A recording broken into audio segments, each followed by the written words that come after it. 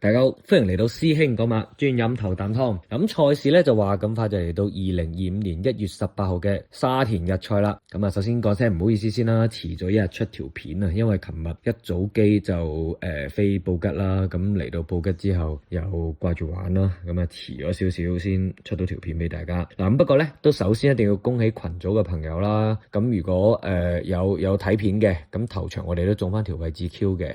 咁而群組嘅朋友就我諗都大豐收啦。咁喺群組入邊好多人都星期三個賽事連贏啊、位置 Q 啊、4重彩啊，幾場都有中噶啦。嗱，咁大家歡迎咧都加入我哋嘅免費群組一齊玩啦。咁師兄應承大家一定會繼續努力睇馬，咁啊為大家提供更多嘅資訊啦，幫助大家贏馬嘅。咁賽事開始講之前咧，咁啊喐你嘅手指啦 ，subscribe 師兄呢個頻道，咁啊點讚、訂閱、留言，咁啊分享我哋呢條影片出去啦。咁你哋嘅支持咧就係師兄繼續拍片最大嘅動力啦。咁同埋咧，師兄都嚟緊咧都會開多個 TG 群啦。咁啊可能會講埋波嘅。我見群組好多朋友都會話即係師兄可能對啲波都有啲睇法。咁講真嘅就唔係好叻，不過就會有少少嘅內幕咯。咁因為我賭波坦白講，我真係唔係特別叻。咁不過好多時候都會跟到一啲嘅資訊啦。咁啊贏到錢嘅。咁到時都會同大家分享啦。咁啊事不宜遲啦，咁我哋即刻馬上進入正題，即係入正題啦。嗱，咁星期日嘅賽事頭場，咁就係5班嘅田草2000米啦，長途賽事。咁我哋逐隻馬睇睇啦。1號馬鐵甲速龍，蔡明少、高東尼嘅組合，副榜134磅，排12檔。咁上場咧就跑5班田草1600米啦。咁早段咧就居喺2搭中間位置跟跑嘅啫。咁入直路之後俾落去咧，咁反應就唔錯嘅。咁最後100米咧就出頭贏馬開齋噶啦。咁其實表現咧就真係基本上跑啱晒噶啦。我覺得發揮已經係跑得好好嘅。嗱，咁今次最主要係咩咧？咁啊首次增程400米跑田草2000米。咁氣量上咧我就覺得係有疑問嘅。咁再加上咧本身呢隻馬咧就有2次發脾氣退出比賽嘅經驗。咁我覺得呢樣嘢就反映咗隻馬嘅穩定性咧係有啲疑問嘅。咁所以咧其實我不嬲都好尊重新勝馬。咁但係考慮到呢隻馬咁唔穩定咧，新勝馬都係咁話啦。今場我自己要唔到。咁2號馬神殺金剛，班德麗葉楚航，副榜133磅，排13檔。上仗初出咧就跑5班谷草1500米，早段居中啊，但入直路之後咧俾落去反應一般嘅啫。咁賽前咧就試咗課閘喎。咁你睇翻課閘啦，直路就涉內欄含蓄跟跑，咁啊其實冇咩睇嘅啫。再加埋咧，其實佢12月咧有成25日都冇大圈操練嘅。咁啊睇翻操練表又缺課9日，其實健康啊狀態其實都好有疑問啦。加埋13檔，我又真係唔係好知佢陣上點取位啦。咁今場我都要唔到。3號馬齊歡聚樂，霍宏星伍鵬志嘅組合，副榜133磅，排1檔。咁上次咧就100場次啦，打搭贏馬噶啦。提下敗將龍澤飛區啊，耀昌盛世再出都保中贏馬噶啦。極速之子再出都入 Q。嗱，咁呢一組其實賽事水準就一定唔差噶啦。咁今次呢隻馬啦抽埋1檔添，咁陣上發揮咧就一定係更加容易啦。再加埋呢隻馬上場之後咧休夠唞足先再出噶啦。賽前2課大閘，咁啊我諗馬房都覺得隻馬反彈期啦，搏得就搏噶啦。今場3甲之選，4號馬幸運同行，麥文堅、蔡約翰，副榜133磅，排14檔。咁我幾時都話咧，蔡約翰馬房嘅馬咧要落到5班就真係好打有限噶啦。咁但係呢隻6歲馬其實上季始終都喺4班長途識贏馬，咁落到5班咧，我覺得就唔可以完全忽視佢咯。咁再加埋星期日蔡約翰馬房咧成手馬大軍壓境嘅，咁所以呢隻馬4連環4重彩咧，我覺得係唔可以忽略佢嘅。5號馬夢照發，巴道黎超星，副榜131磅，排10檔。咁上場5班谷草1500米啦，沿途走外搭蝕晒噶啦，要蝕嘅真係蝕盡。但入續路咧追勢唔錯，僅輸個頭位跑翻個第2。咁其實表現真係有啲驚喜。咁再加埋呢隻夢照發咧，其實喺田草2000米跑過4次，咁攞個1亞1季啦。咁表現其實都唔錯嘅。咁路程上就唔會有太大疑問先啦，起碼有個證明。咁呢隻馬表現開始有啲復甦啦，覺得馬房就唔會有啲咩保留噶啦。咁今場3甲之選預佢一直啦。6號馬開心3多，艾少禮、貴福特，副榜128磅，排8檔。咁呢隻馬咧向來就泥地表現就好過草地嘅。咁今季轉頭貴福特馬房咧都跑過2場泥地，但係表現都未如理想啦。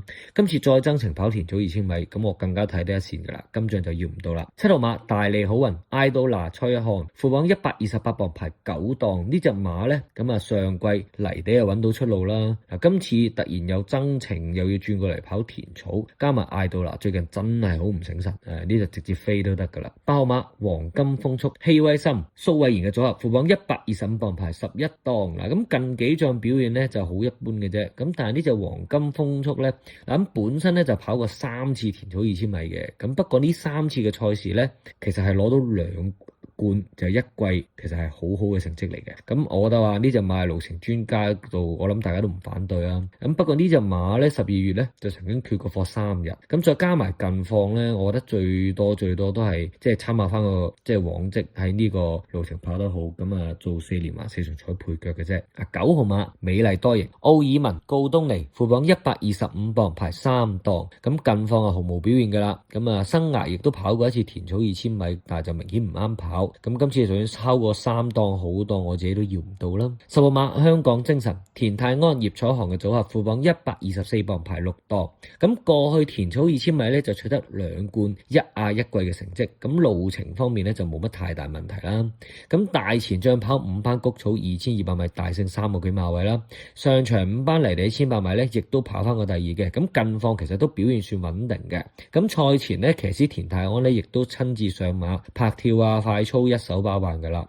咁但係咧我自己考慮咩咧，就騎練其實最近表現都真係強差人意。嗱，如果中意買4連環4重彩嘅朋友咧就可以包翻嘅。11號馬永勝金區周俊樂丁冠豪，副榜121磅排4檔。咁過往田草2000米咧4戰就獲得1 win 1個第3，咁啊往績唔錯啦。上仗就跑5班谷草2200米，賽前咧就直接俾人打到飛格開跑啦。咁結果咧就跑翻個第5，咁表現就不過不失啦。嗱，賽後呢隻馬咧就唞足1個月先出噶啦。賽前咧就做足拍跳功夫嘅，排4檔啦，陣上走位亦都相對容易兼顧啦。咁今場咧師兄就將佢擺喺3甲之選嘅。嗱，12號馬型到爆潘頓蘇偉賢，副榜123磅排7檔。咁前2次賽事咧就跑田草1800米，咁啊後追不及，連續2次噶啦，都跑第2飲恨啦。咁賽前咧好奇怪啊，一日試足2課大閘，咁啊閘嘅表現就不過不失嘅啫。咁今次咧就首次增程跑2000米啦。咁其實呢隻馬即係睇翻啲操練啊近況啊，我擺第4選嘅其實。咁啊4連環4重彩嘅朋友咧就要包翻佢啦。13號金德意潘明輝賀賢嘅組合，副榜122磅排個5檔。咁上仗谷草1800米咧就早段居後，入直路大外搭，咁啊追翻唔少喎，跑翻個第4，表現唔錯啦。但係賽前拍跳試閘全部做足，咁但係咧嗱細心嚟課習，其實呢隻馬咧落腳都係偏慢嘅，咁啊但係不過呢隻馬長期都係有呢個漏閘嘅，都係落腳比較慢啊。咁你預佢都係啦，留到最後睇下直路追到幾多啦。咁其實呢啲馬咧，我覺得就